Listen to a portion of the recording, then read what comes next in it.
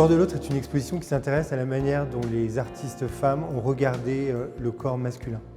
Avec une quinzaine d'œuvres qui vont du 19e jusqu'au 21e siècle, de Camille Claudel à Camille Henrot, l'exposition tente de regarder comment les femmes ont représenté le corps masculin et notamment la nudité masculine.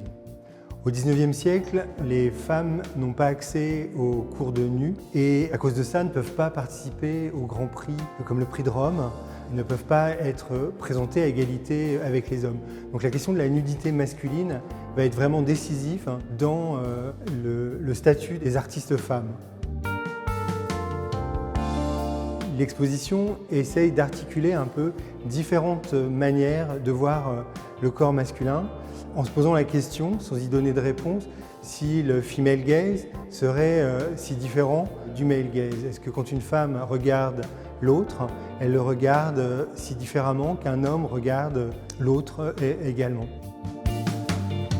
Plusieurs stratégies sont perceptibles dans l'exposition.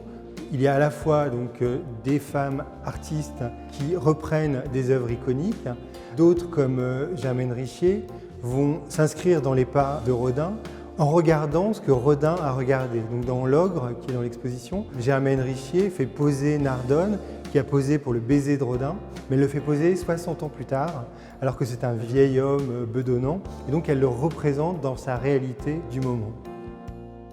Léonore Fini, dans les années 40, va se représenter dans un style assez maniériste qui rappelle les peintures de la Renaissance. Elle va se représenter assise sur un homme nu allongé, dans un paysage comme ça très classique, mais dans une manière de réaffirmer pour le coup cette domination féminine sur son modèle.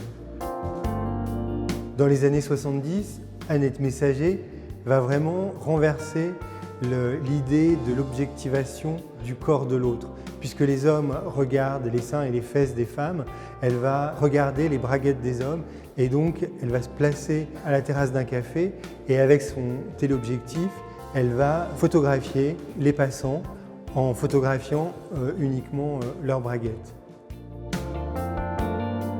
Ce qui nous intéressait dans cette exposition qui présente des œuvres d'artistes de différentes générations, c'est à la fois de montrer la permanence d'un sujet du 19e au 21e siècle, qui est un classique de l'histoire de l'art, mais aussi comment finalement on renverse cette question de l'autre sexe, puisque cette fois l'autre sexe n'est plus le sexe féminin, mais le sexe masculin.